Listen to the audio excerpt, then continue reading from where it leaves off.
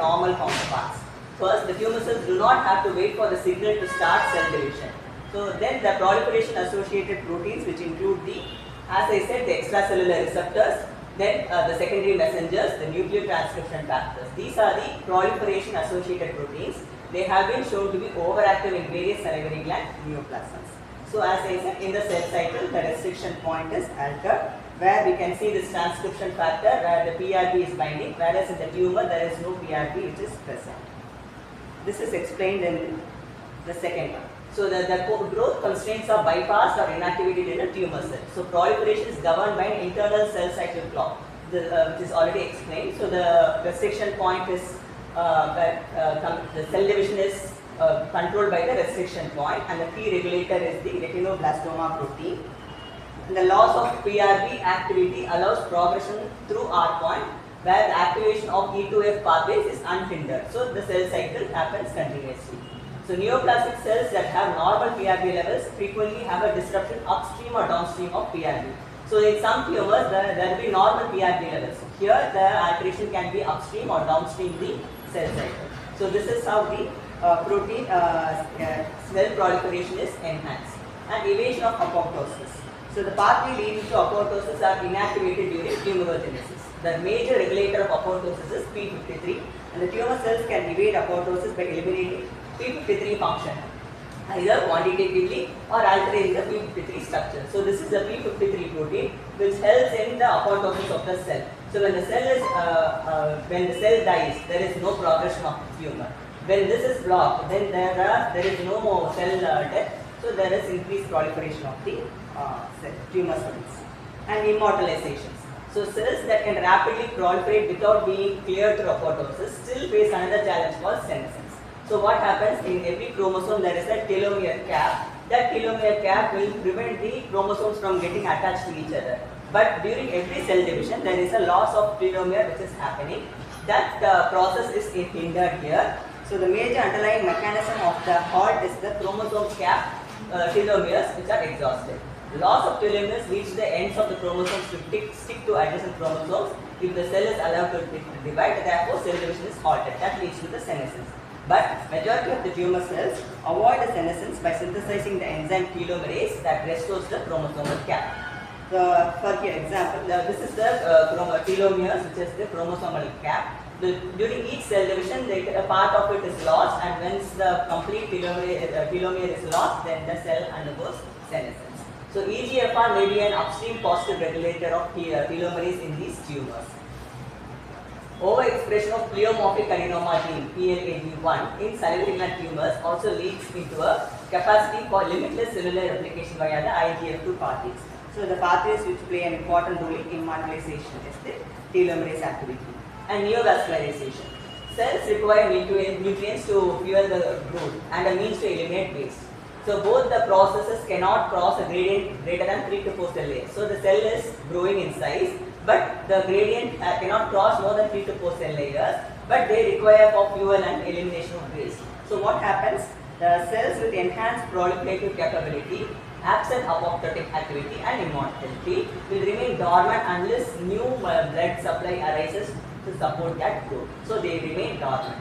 The tumor cells must develop an angiogenic switch that support new endothelial growth.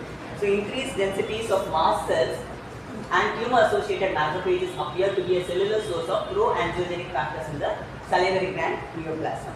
So the VEGF and NOTs are the important signaling pathways that support neovascularization in salivary gland tumors. Tumor-stimulated neovasculature not only helps support cancer cell growth, but allows escape routes for the tumor to spread to remote cells. So this is how neovascularization also helps in the tumor progression. Talking about invasion and metastasis. So tumor invasion is the primary phenotype that demarks benign from the malignant disease. So invasion is instigated by the cancer cell but is supported by the underlying stromal cells. In the early stage of invasion, the cancer cell undergoes an epithelial mesenchymal transition, and then the EMT cells show increased mobility, a fibroblast-like morphology, upregulation of the stem cell-like programs and expression of N-capital. And the matrix metalloproteinase appears to be an important event contributing to the basement membrane destruction and invasion in a variety of salivary gland cancers. The TGF-beta and E-catenin alterations contribute to the EMT in the early stage of salivary gland cancer. The factors inhibiting invasion and metastasis such as MASPIN and NCM2 are also suppressed during salivary gland carcinogenesis. So this is the invasion part, and metastasis involves the intravasation of the cancer cells into the blood or lymphatic vessels, and thereafter the cancer cell extravasates into the distant organ site. And the disseminated cancer cell then undergoes a second transformation, which is the mesenchymal epithelial transition, reverting the cell back to a more static cellular program, leading to the basement membrane synthesis, return of cell polarity, and restoration of the differentiated functions. So neoplasms like adenoid cystic carcinoma are not only locally invasive but have a tropism for neural spread and a predisposition for late metastasis, whereas mucoepidermal carcinoma tends to be locally invasive alone. So this is the metastatic part of the tumor. So as I said, the protein dysregulation happens through all these processes. Now talking about the nucleic acid dysregulation in the salivary gland neoplasm. One is the genetic alteration in the salivary gland. As I already said, there will be a chromosome translocation and which leads to a fused protein that causes the alterations in the function of the tumor. So structurally genes are composed of the promoters. So they are talking about the genetic level, where the promoter regions, introns, exons are all seen. The chromosomal DNA is composed of proteins, which is mostly the histone proteins, and as well as the 4 nucleic acids. So the neoplastic cells suffer from genomic instability that can lead to up or down regulation of genetic activity as well as alterations of the genetic code. So the important genome guardian pathways are altered in the salivary gland tumors. The MDM2 P14ARF-P53 regulated pathway functions to protect the genome from environmental mutagens such as radiation and various chemical agents. So deletion of portion of the short arm of the chromosome 1 is one of the most frequent genomic alteration in adenoid cystic carcinoma, and amplification of the HER2, MDM2 and HMGA2 genes are believed to be important in the malignant transformation of pleomorphic adenoma. Pleomorphic adenoma is a benign tumor which gets a malignant transformation because of this gene amplifications. So that is the genetic alteration. And what is epigenetic alteration? What is epigenetics? Epigenetics is nothing but it's a biochemical markers placed on top of the DNA. So in the chromosome we have the histone proteins around which the DNA is wound, and then some places they are left free. These are the places which get translated. The one which is coiled around the histone proteins are dormant. They are non-translated. So allowing cells to express different genes at different times and carry out various functions. They are the switch on and off thing which is happening in the epigenetics. So either by DNA methylation, histone modification or non-coding RNA silence. So these are the epigenetic changes which happens in the cell. So either it can be a histone acetylation. The chromosomal DNA can lead to the activation or suppression of gene expression or additional removal of methyl groups within the gene promoter. So in the DNA, when there is a additional removal of methyl groups, there is activation or suppression activity of the genes. So that is the epigenetic gene expression. And over 40 genes, including the MYB, cathedrin, suprabasin and PTEN, have been shown to upregulate or downregulate the salivary gland tumorigenesis based on the promoter methylation, that is in the DNA. Overexpression of SOX4, the most significantly overexpressed oncogene adenoid cystic carcinoma, contributes to the malignant progression by downregulating the NFK beta inhibitors and upregulating the apoptosis inhibitors. So this is the epigenetic alterations. Epigenetic alterations are always influenced by the lifestyle and the environment, and it can be reversed. How is the molecular biology knowledge helps in the diagnostic applications? So diagnosis of salivary gland tumors involves a physical examination, imaging and fine needle cytology as well as the histology. Immunohistochemistry can further refine the diagnosis. So Ki67 may be the most important supplement to optical grading as a prognostic indicator for adenoid cystic carcinoma, acinic cell carcinoma, mucoepidermal carcinoma and salivary gland carcinoma. And there is often a poor correlation between the tumor histology and the biological aggressiveness.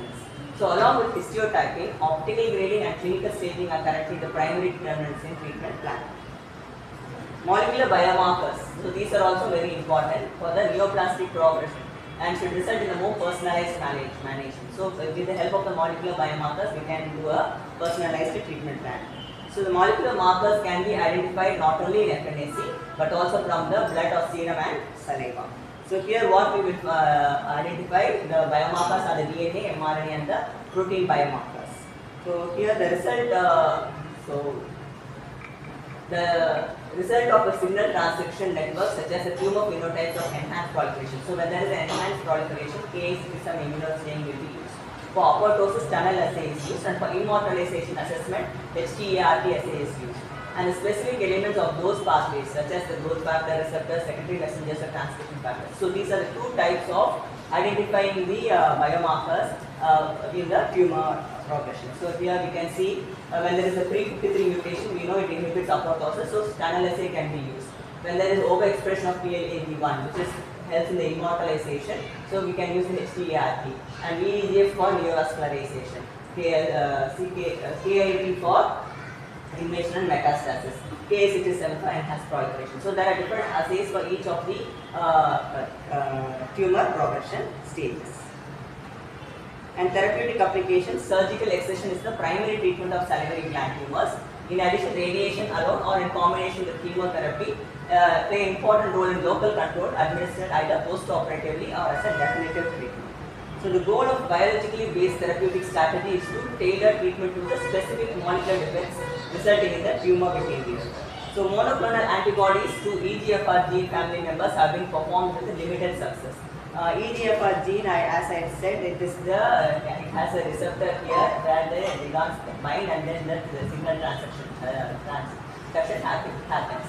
So a monoclonal antibody can either go and bind where the secondary messenger binds and inhibit the transmission, or it can go and bind in the receptor region to prevent the ligand from attaching and prevent the signal transmission. So this is how the monoclonal antibodies play an important role. Just as salivary gland tumorigenesis is a multi-step accumulation of genetic errors, the successful treatment of salivary gland tumors will necessitate the identification and remedy of critical genetic defects. So in conclusion, defining universal and tumor-specific signal transduction pathway alterations will generate a fingerprint for each salivary gland tumor, and the biomarkers will likely be panels of DNA, mRNA and protein alterations. The traits of salivary gland neoplastic cells result from quantitatively or qualitatively altered signal transduction regulatory proteins, and the regulator factors, as I already mentioned, are the extracellular ligands, cell surface receptors, the secondary messengers or the transcription factors. And improvements in the specimen acquisition, high throughput analysis and bioinformatics should help overcome many of the difficulties in understanding these rare and complex tumors.